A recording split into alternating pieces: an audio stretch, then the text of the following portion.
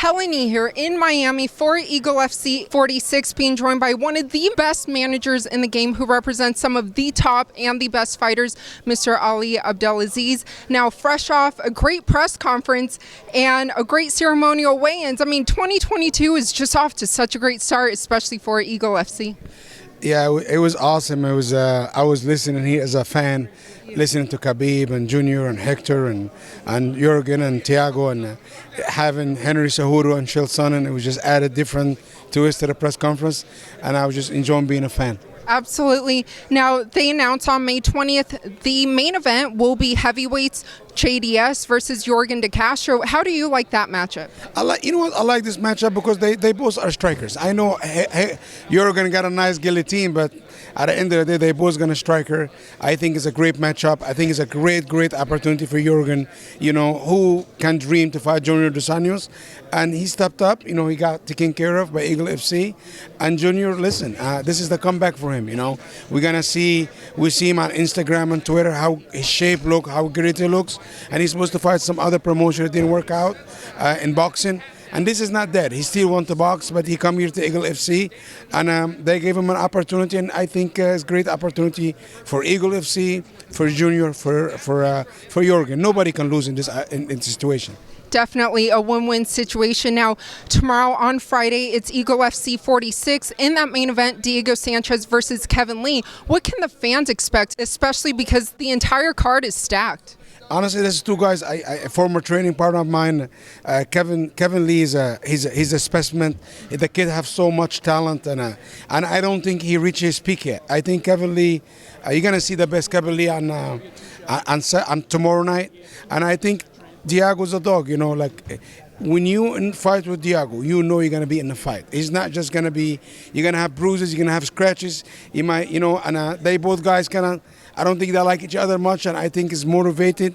I spoke with Diego. I think his mind, all of us question where is his mindset, right? When I speak to him this week, he looked focused. He looks good physically. He looked like better than I see him in a long time. And I think, listen, Kevin is game, Diego's game, and I think us is going to be enjoying this fight.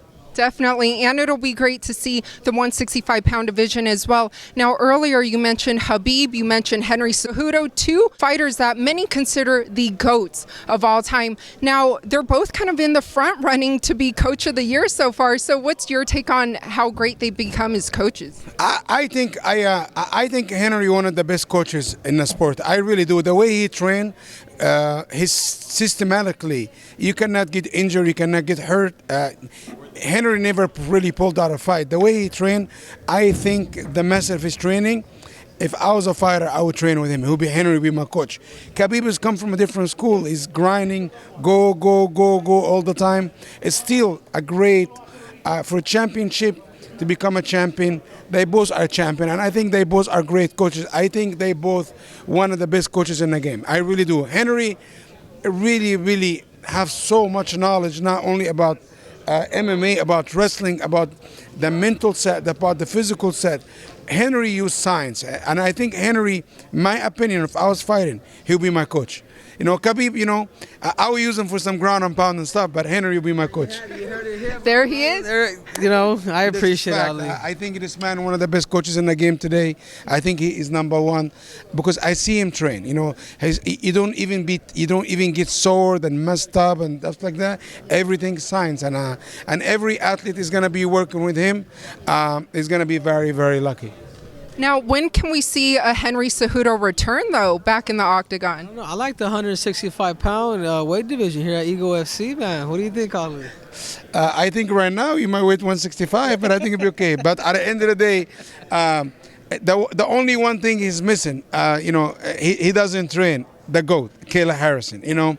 I see him training Cyborg. Yeah, I think Kayla will always be welcome. We're so competitive with each other. We're so competitive. But I love Kayla, and we send a bunch of text messages out to each other. Twitter messages. But at the end of the day, it's all about love. No, but hold on. That's not what I'm talking about right now. I think you candidate of Coach of the Year. But if you ever have to fight Kayla Harrison and she's on the other side, as a coach, you will lose.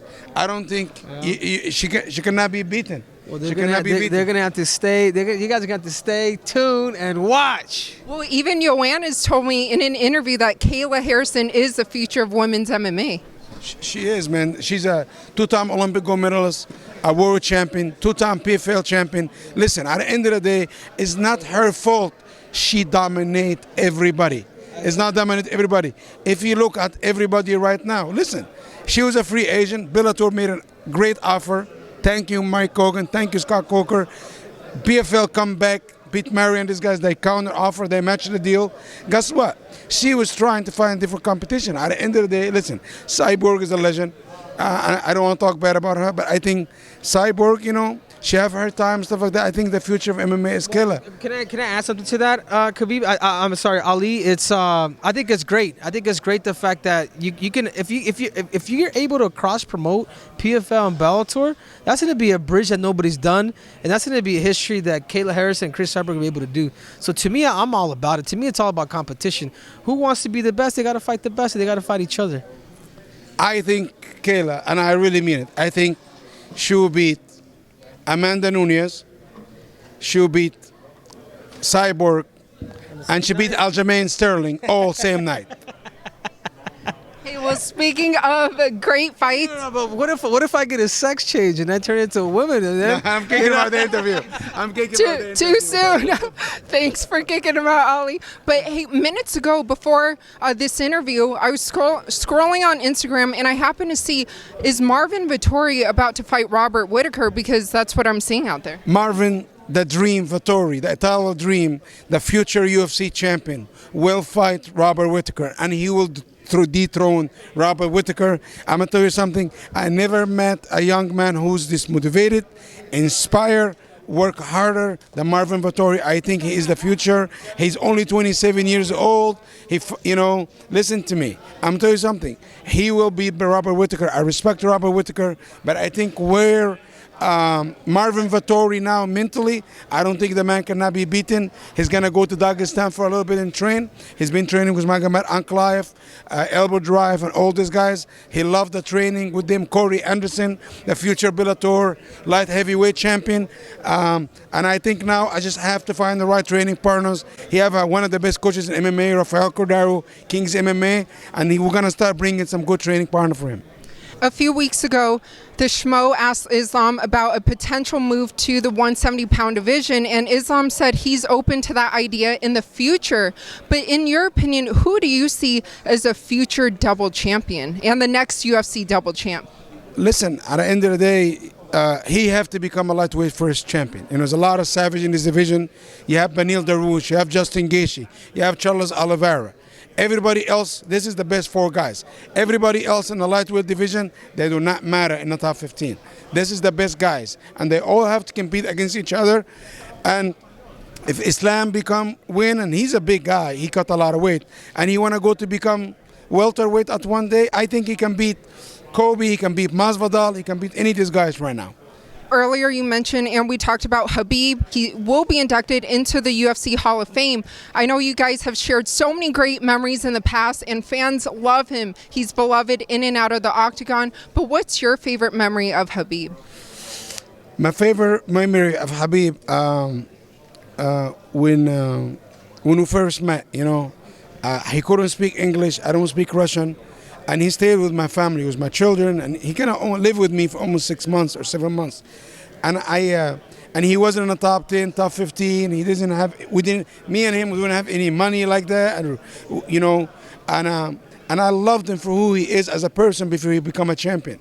I fell in love with him as a brother, as a sibling.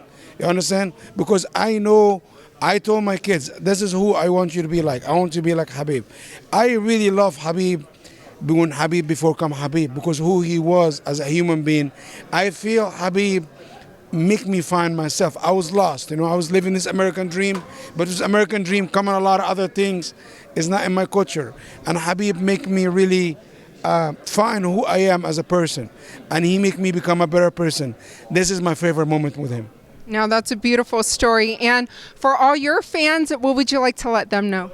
I'm gonna let them know the pound for pound, the greatest fighter of all the time today, Kamaru Usman, will knock out Canelo Alvarez under 3 round or 5 round. All the boxers out there, they all cowards because none of them want to come to MMA. They all of them want to go to boxing, and guess what? Boxers, MMA fighters got kahunas. They can fight them in the street, cage, ring, whatever they can. And I just want to tell people, you know, the real sport, a fighting sport, and combat sport is MMA, is not boxing.